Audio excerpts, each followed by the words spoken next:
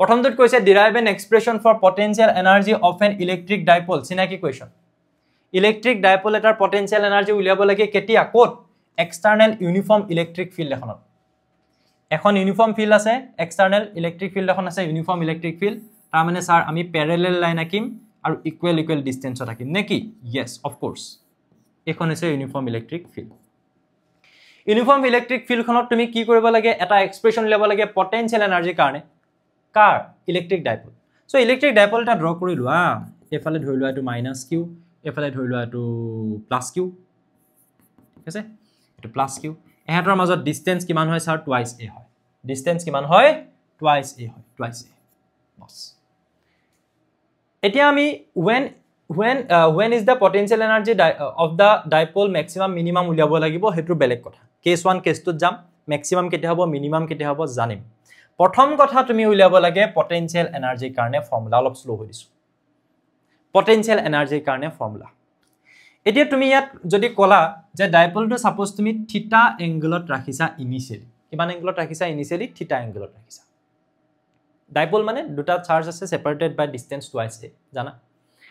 এতিয়া মই এটা বস্তু জানো নেকি যে যেতিয়াই মই এখন ইলেকট্ৰিক ফিল্ড কনসিডাৰ কৰো এফালে যদি মই দেখাইছো ডাইৰেকশন সদায় পজিটিভৰ পৰা আউটৱাৰ্ড হয় তুমি ইমাজিন কৰি লোৱা যেন এফালে পজিটিভ চাৰ্জ আছে আৰু এফালে নেগেটিভ চাৰ্জ আছে জলে ইনৱাৰ্ড হ'ব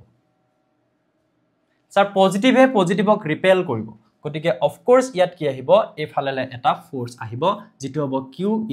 e হয়নে আৰু এফাললৈ এটা ফোৰ্স আহিব এফাললৈ যেটো হ'ব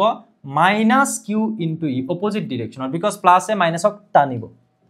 এনেকুৱা বস্তু এটা হেফালে টানিছে এফালে টানিছে কি হ'ব এটা রোটেটিং ইফেক্ট আহিব আৰু হে ৰোটেটিং ইফেক্টটো অহাৰ কাৰণে তাত কি হ'ব এটা এঙ্গুলাৰ ডিসপ্লেসমেন্ট হ'ব যত এটা টোটাল ওয়াৰ্ক ডান হ'ব এঙ্গুলাৰ ডিসপ্লেসমেন্টৰ ওয়াৰ্ক ডান হ'ব আৰু হে ওয়াৰ্ক ডান খিনি এজ এ কি হ'ব এনাৰ্জি তাতে ষ্টৰ হৈ থাকিব হে বস্তুটো আমি উলিয়াব লাগে ওকে আহি যাও সো এটো সিনাকি কোৱেশ্চন হয় in case of linear displacement আমি কওঁ যে যদি স্মল এটা ওয়ার্ক ডান হ'বলে হয় কেনেকে হ'ব ফোর্স ইনটু ডিসপ্লেসমেন্ট স্মল ডিসপ্লেসমেন্টত স্মল ওয়ার্ক ডান হ'ব সো যেতিয়া মই হে ওয়ার্ক ডানটোৰ কথা পাতিম এঙ্গুলাৰ ডিসপ্লেসমেন্টৰ ক্ষেত্ৰত তেতিয়া আমি ফোৰ্সৰ ঠাইত কি লিখো টৰ্ক লিখো আৰু ডিসপ্লেসমেন্টটো কি লিখো এঙ্গুলাৰ ডিসপ্লেসমেন্ট লিখো সো মোৰ মেইন যেটো কি পইণ্ট হেতু হৈছে এটো যে মই ইয়াত টোটাল ওয়ার্ক ডান উলিয়াম আচ্ছা টোটাল বুলি কোৱাৰ লগে লগে মই ইন্টিগ্ৰেশন কৰি দিম ইনিশিয়ালি θ1 এঙ্গলত আছিল পিছত θ2 পালে যেনেকে x1 ৰ পৰা x2 আৰু এফালে মই ইন্টিগ্ৰেশন কৰি দিলো দুইটা সাইডে ইন্টিগ্ৰেশন কৰি দিলো ইন্টিগ্ৰেশন কৰি দিম যেতিয়া মই ইন্টিগ্ৰেশন কৰি দিম মই টোটাল ওয়াৰ্ক ডান এটা পাই যাম হেইটোৱে এজ এ পটেনশিয়াল এনাৰ্জি ইয়াতে ষ্টৰড হ'ব বুজি পাইছানে this is the model of the story যেটো আমি লাষ্টত এটা গম পাম সো মোৰ মেইন যেটো টাৰ্গেটটো হৈছে যে মই প্ৰথমতে dw উলিয়াম ওয়াৰ্ক ডান আৰু ওয়াৰ্ক ডান মই কেনেকে উলিয়াম tau * d θ আৰু তাৰ পিছত মই টোটাল ওয়াৰ্ক ডানটো কিমান হয় মই ফাইন্ড আউট কৰিম মোৰ হৈছে টাৰ্গেট হেতু সো এটা তাক তুমি যেতিয়া উলিয়াবলৈ যাবা তেতিয়া তোমাৰ টৰ্কটোৰ প্ৰয়োজন হ'ব নে নহয় হয়নে সো টৰ্ক আমি উলিয়াই ৰাখিব পাৰো টৰ্ক আমি কেনেকে জানো টৰ্ক আমি জানো যে দুটা চাৰ্জ আছে ন ডাইপলটোত তাৰ যিকোনো এটাৰ ওপৰত লগা ফোৰ্স দুইটাত সমান সমান ফোৰ্স লাগিব খালি অপোজিট ডাইৰেকশনত qe সো তাৰ যিকোনো এটাৰ ম্যাগনিটিউড ফোৰ্স তাহাতৰ মাজৰ পাৰপেন্ডিকুলাৰ ডিসটেন্স এই ফোৰ্সটো হেফালে আছে এই ফোৰ্সটো এফালে আছে তাহাতৰ মাজৰ পাৰপেন্ডিকুলাৰ ডিসটেন্স কোনটো এইটো এই ট্ৰায়াঙ্গলটোৰ পৰা যদি তুমি এই ডিসটেন্সখন উলিয়াব লগিয়া হয় তুমি যদি এটো থিটা বুলি জানা থিটাৰ কাৰণে স্যাৰ থিটাৰ কাৰণে এটো কি হ'ব থিটাৰ কাৰণে এটো হ'ব p পাৰপেন্ডিকুলাৰ আৰু এটো কি হ'ব h p আৰু h ৰ মাজত relation sin theta is equals to p by h তোমাক p লাগে so p is equals to h into sin theta বলে p is equals to h into sin theta h মানে a কোন হয়নে twice a so h অৰ ঠাইত তুমি লিখি দিবা twice a আৰু a theta sin theta তাৰ মানে এই ডিসটেন্সটো হ'ব twice a sin theta বস্তুবোৰ মই মনত পেলাই গৈছো সব বস্তু বহুত বেছি পেৰি থকা নাই আৰু এইখিনি ত্ৰিকোণমিতি জানা বুলি ধৰি লৈছো দে যেটো আমি কোৱেশ্চন পেপাৰ সলভ কৰি আছো এতিয়া মই কি লিখিম তেতিয়া হলে টৰ্ক লিখিলে যিকোনো এটা ফোৰ্স মাল্টিপ্লাইড বাই ফোৰ্স কিটাৰ মাজৰ পাৰপেন্ডিকুলাৰ ডিসটেন্স যেটো হৈছে twice a sin theta বস হৈ গল নেক্সট আৰু তোমাক কোনে ৰখাব পাৰে এটা তুমি কি উলিয়াব লাগে এটা তুমি উলিয়াব লাগে টোটাল ওয়ার্ক ডান ইয়াত কিমান হ'ল প্ৰথমতে অকন মানে এটা ওয়াৰ্ক ডান লিখিলম torque into small displacement d θ কাৰণে তাৰ পিছত মই টোটাল ওয়াৰ্ক ডান উলিয়াম কোৰ পৰা কলে উলিয়াম θ1 ৰ পৰা θ2 ডিসপ্লেসমেন্ট হ'ল ইয়াত এংগলটো rotate होते so ইয়াত কিমান হ'ব এফালে ললো মই θ1 to θ2 এফালে tau d θ থাকিলে হলনে বাৰু তাৰ পিছত মই কি কৰিম এফালে তো টোটাল ওয়ার্ক ডান পাই যাম এতিয়া চকুমুদি লিখি দিলে হল টোটাল ওয়ার্ক ডান ইন্টিগ্ৰেশন কৰি দিলো এইফালে অকনমান বস্তু বিলাক চাবা এতিয়া দেই সো মই টর্ক বুলি কোৱাৰ লগক ফৰ্মুলাটো বহাই দিও এতিয়া এক্সপ্ৰেশনটো QE into twice a sin theta হলনে বাৰু আৰু এফালে কি থাকিলে স্যাৰ d theta বস ইয়াক তুমি প্ৰসিড কৰি থাকা ইয়াক আগলে নি থাকা তোমাৰ আনসাৰ ওলাই যাব দেই সোৱা এফালে থাকিলে q চাৰ্জ টোটাল চাৰ্জ ইয়াত যিমান আছে হিমানে থাকিব এটো constant q into twice a তাৰ পিছত লগতে আমাৰ e এই গুটে বস্তুবিলাক আমাৰ এজ এ কনস্ট্যান্ট কি হ'ব বাহিৰত আহি যাব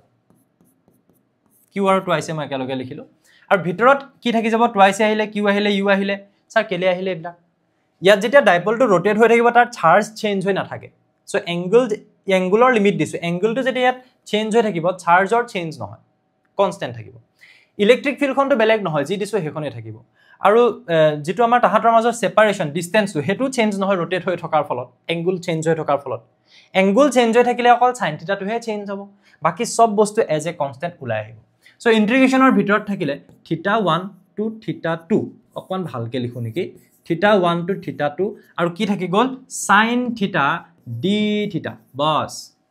এটা তুমি sin θৰ এক্সপ্ৰেশন তুমি জানা ইন্টিগ্ৰেশন জানা আৰু q into twice charge into তাহাতৰ মাজৰ ডিসটেন্স অকনমান আগত কৈছিলো কি আছিল ডাইপল মোমেন্ট p হয়নে সো এফালে থাকিলে e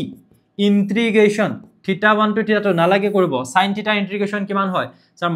-cos θ sin θ integration -cos θ limit লোৱা ইয়াত θ1 ইয়াত θ2 এইখিনিটো ম্যাথছৰ বস্তু সো আমি ইয়াৰ পৰা কি লিখিম স্যাৰ pe লিখিম তাৰ পিছত লিমিট বহাম -cos আপাৰ লিমিট বহালো θ2 -cos আচ্ছা মাইনাস তো বাহিৰলৈ উলিয়ানো নেকি মাইনাস তো বাহিৰলৈ উলিয়ালো বস হৈ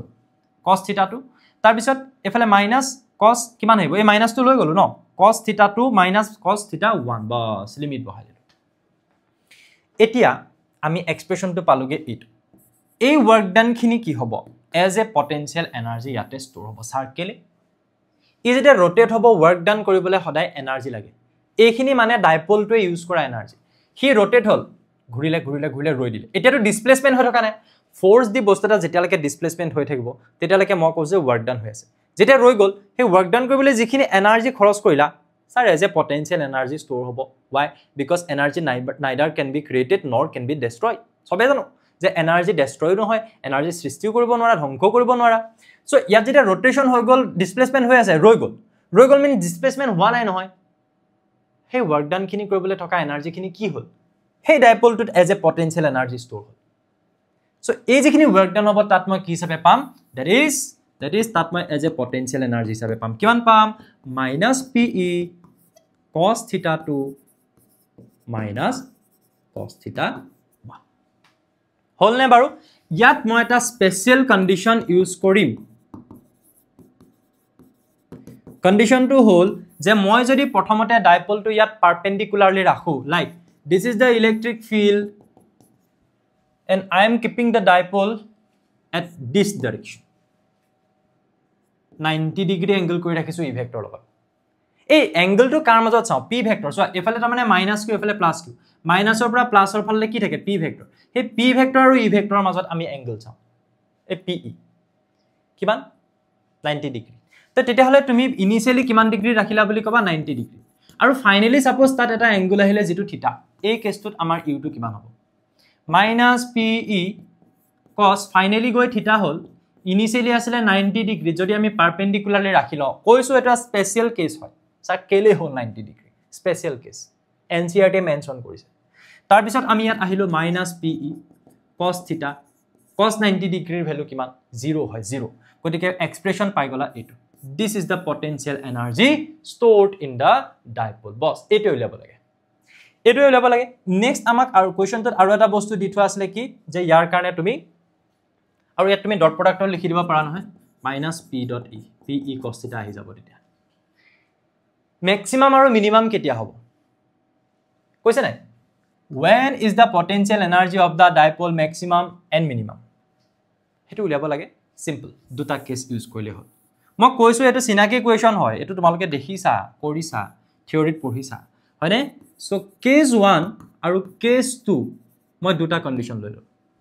এবাৰ মই চাও থিটা 180 ডিগ্ৰী হলে কি হ'ব এবাৰ মই চাও থিটা 0 ডিগ্ৰী হলে কি হ'ব স্যাৰ এই কিটা কেলে চালে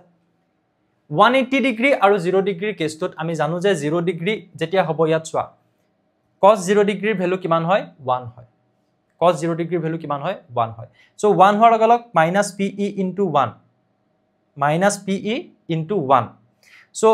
এটো এটা নেগেটিভ ভ্যালু ওলাব আৰু যেতিয়া 180 ডিগ্ৰী বহাই দাম cos 180 ডিগ্ৰীৰ ভ্যালু কিমান -1 সো -pe * -1 মাইনাসে মাইনাসে প্লাস হ'ব দুটা ভ্যালু ওলাব চাই থাকা মই কৰি আছো চাই থাকা থিটা যেতিয়া 180 ডিগ্ৰী লবা তেতিয়া হলে u কিমান ওলাব স্যাৰ u কিমান ওলাব u ওলাব -pe